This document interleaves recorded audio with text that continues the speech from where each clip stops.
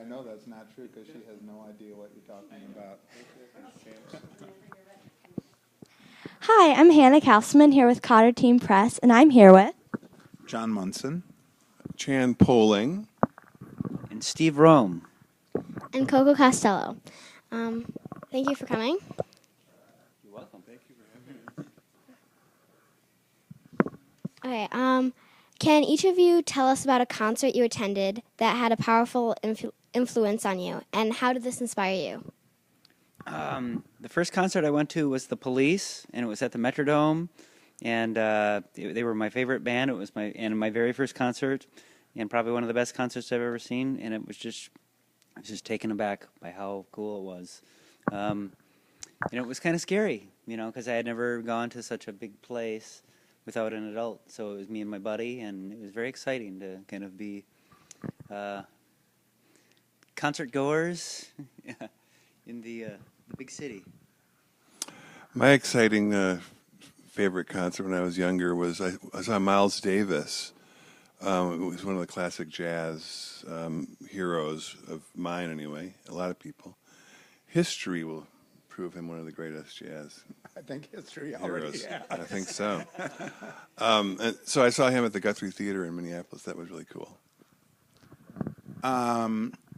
Let's see. It's funny because you said most influential, and that gets tough for me.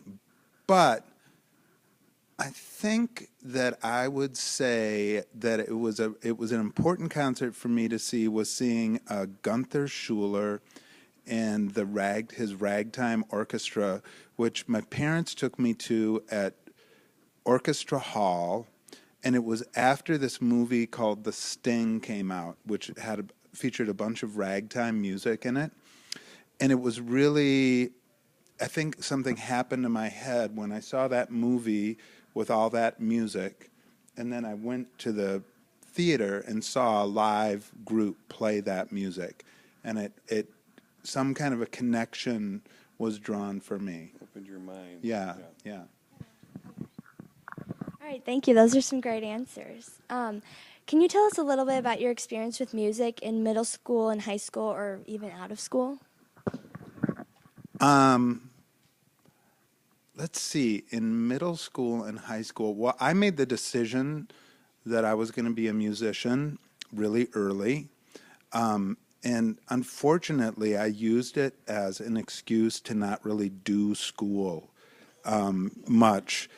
I was like, I'm going to be a musician, Mom. It doesn't matter if I know math. And I want to just tell to any students who might see this, that was dumb of me. I regret having made that decision like that. I don't regret the decision to become a musician.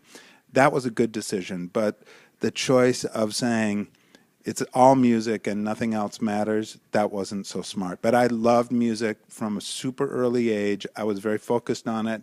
And not only did I like music, but I liked musicians. And my mom was a musician, and she would have musicians over to the house, and they would play music together. And I think I was smart enough to recognize my tribe. And musicians are my favorites. I was a kid that liked piano lessons. Do you guys play music at all? Yeah. Do you like practicing and stuff like that? Yeah, it's kind of hard. I was a kid who wanted the piano, wanted to take lessons, and I liked it.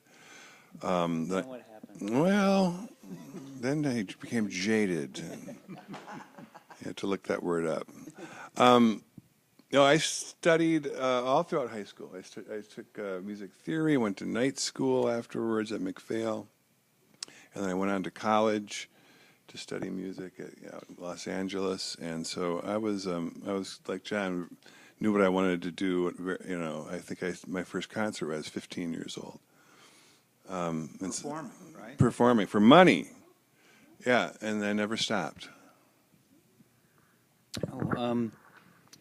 I guess I'll talk about my favorite part of my kind of being music was going to college because I finally got to I had taken lessons and been like the hotshot drummer in the school, and I finally got to go to a school where I got to study drums and see all sorts of other great drummers, and I got to learn piano and marimba and like the instrument I'm playing tonight, vibraphone. That's where I got to learn those, and it was really exciting to be around all sorts of really talented people, kind of all following their path to becoming better musicians. And it was like probably the most favorite part of my life was that part.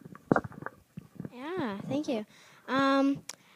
What are the benefits or challenges of playing in a trio compared to other band formats? Our biggest challenge is John Munson. He's terribly mean, and just kidding. Our biggest challenge with our particular group is that we don't have a drummer.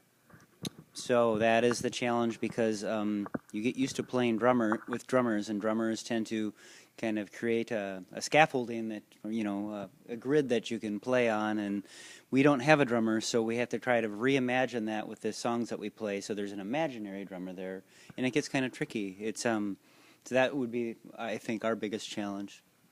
If you don't like to float agree. in the air without a scaffolding, which I that's my preference, is to just float. I don't need a scaffolding. Some people like to be pinned to the earth. That's right. In a box that a drummer makes for them. Let the young lady ask. I want to respond to a question in a Serious way. in a serious way, but I can't remember what it was. What was your question again? Oh, about trios. I can tell you. The drummer. No, I'll tell you.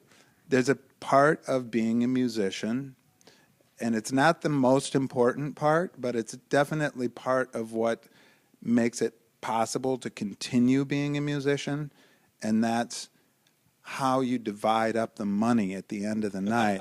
And if you divide it 3 ways as opposed to 4 ways, that means more for you. So right away, I mean, if I could get away with doing this without these guys, I for sure would, because I'd get Solo bass. a lot more money. So that's one thing. It's a thing to consider. It's not the most important consideration, but I'd say it's right up there, like maybe the second most. Okay. If you could take a music lesson from anyone in history, who would the instructor be and what instrument would it be on? I think he'd be awful. I think he would be an awful person, but Beethoven for sure. That would for me. I've been reading about Beethoven, and this guy's been in this book. He's been analyzing Beethoven's symphonies, so he's like talking about the main themes, and they're all incredibly simple, and then he elaborates these amazing symphonies out of these incredibly simple themes, and I just think I would like to experience what that kind of mind would be like, but only if he would be nice to me. Just off the top of my head, I think I would like to sit down with Vince Guaraldi, who's a piano player who wrote the music for the Charlie Brown Christmas special. You know those beautiful songs, those jazz songs in that show? And I'd like to just sit and have him show me his technique. I think I would take a vibes lesson with Milt Jackson. He's my favorite vibes player. I don't know how it would go, but it would sure be fun. Yeah. Or maybe not fun at all. I don't know. You never know. Sometimes the best players are not the best teachers. So we've heard you often have guests perform with you. Do you have some dream guests on your bucket list? Rodney Dangerfield. Just hoping that he would read some poetry with us. Yeah. Oh, we've got so many great guests. Every year we do our holiday show and do our kind of variety shows around. There's always such great ones. I don't know if someday the dream guests will come. I don't know who that is right now, but I know it'll happen. I'll tell you. I have a thing that I really love. The holiday show is usually when we perform with guests at this big holiday show that we do at the State Theater, and we draw all these friends in for it. And my favorite part of that over the years has been performing with new artists that we've never done it with before, and you know, it's a big theater. Probably for most of these young artists, it's the first time that they've played in front of 2,500 people. And that's a big experience, and it can really draw something out of certain people, especially people who are really gifted artists. They really rise to that challenge. And then something totally magical can happen that has probably never happened before. And to be witness to that is really amazing. Yeah, that's a really great answer. So we're just going to do a quick lightning round, and you can just answer as quickly as you can. So, what was your go-to Halloween costume as a kid? Bum. Wait, what was the question? Halloween costume. Oh, person without a cell phone. Mummy. What is a kids movie that you love?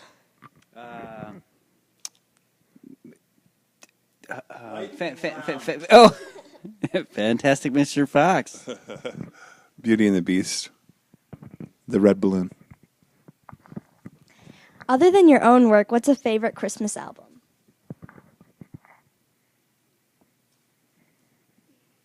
Lightning round. Thank you.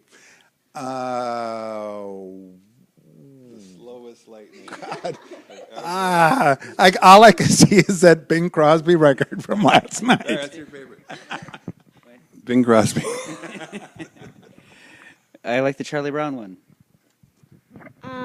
Can you recommend a book you loved in junior high? No. You know what? I love the Lord of the Rings. It was, it was published in 1937, and I discovered it, when I was a kid, and people are still reading it. And the movies are great too, but the books are awesome. That would have been my choice, but I think I can also say that I like the Chronicles of Narnia quite a bit too. Yeah, those are some of my favorites too. That's awesome. Well, I really like the Chronicles of Narnia. Yeah. In your opinion, what's an underrated place in Minneapolis or St. Paul to hang out?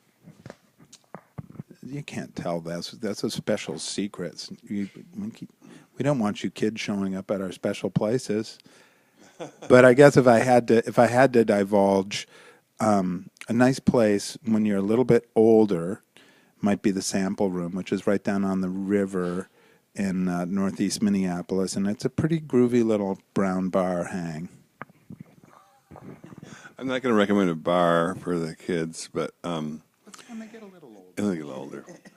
You know what's kind of a little hidden gem is this seafood restaurant at St. Anthony Falls, and they have this sea salt. It's at the falls. It's really cool. They serve beer. The question was, I totally missed the question. What's that hidden gem? A little hidden cool.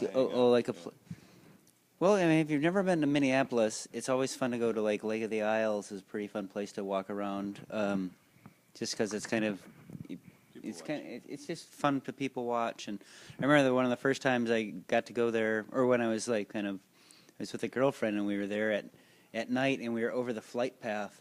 So we sat on this bench, and 20 or 30 planes just kept coming over every 2 minutes. It was really kind of pretty cool. Oh, great. Well, yeah, if you live there.